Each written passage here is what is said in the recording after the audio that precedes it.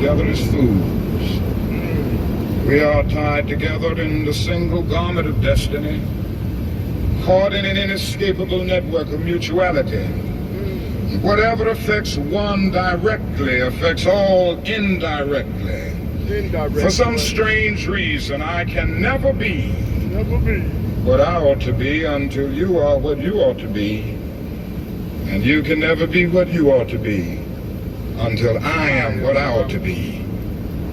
This is the way God's universe is made. This is the way it is structured. John Donne caught it years ago and placed it in graphic terms. No man is an island in time of itself.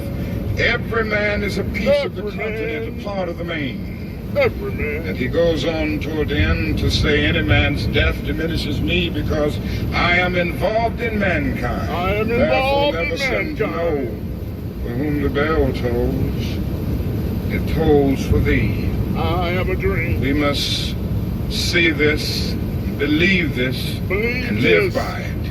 And live by it. We are to remain awake. We are to remain awake through a great revolution. Through a great revolution. Secondly, we are challenged to eradicate the last vestiges of racial injustice. From our nation. I must say this morning that racial injustice is still the black man's burden. The black man's burden, y'all. And the white man's shame. Can I get a witness? It is an unhappy truth that racism is a way of life for the vast majority of white Americans, spoken and unspoken, acknowledged and denied, subtle, sometimes not so subtle. The disease of racism permeates and poisons a whole body politic. And I can see nothing more urgent. I have a dream for America to work passionately and unrelentingly. I went to the mountaintop. Get rid of the disease of racism. One day something positive must be done. Everyone must share in the guilt, as individuals and as institutions. The government must certainly share the guilt. Individuals must share the guilt. That's right. Even the church must share the guilt. Even the church must. We must face the sad fact. 11 o'clock on Sunday morning when we stand to sing, in Christ there is no east nor west. We stand in the most segregated hour of America.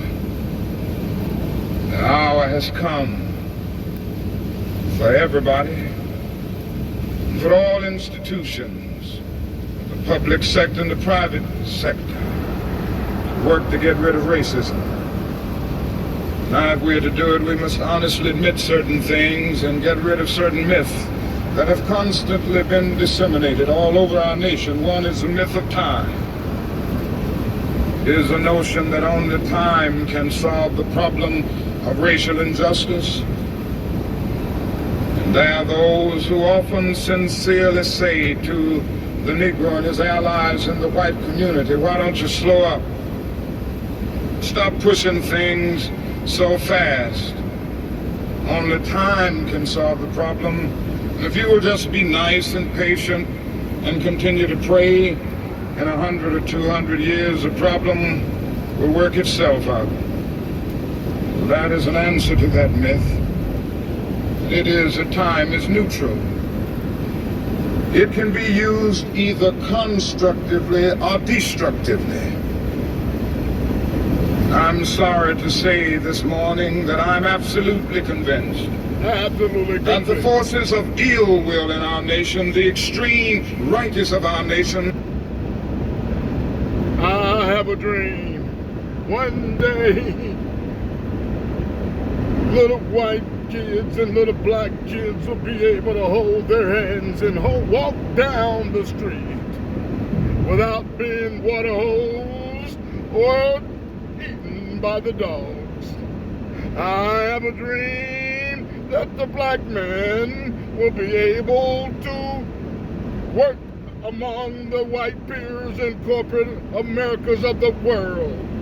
I have a dream that B.I.G is gonna blow up on the scene. I said, I have a dream. You don't hear me, America. I have a dream that it's gonna be subtle. It's gonna get quiet before the storm. Down here in the depths of Alabama, Montgomery, that is, where the racism is at an all-time high, America. But I have a dream that B.I.G is gonna blow up on the scene, America. I have a dream. I have a dream.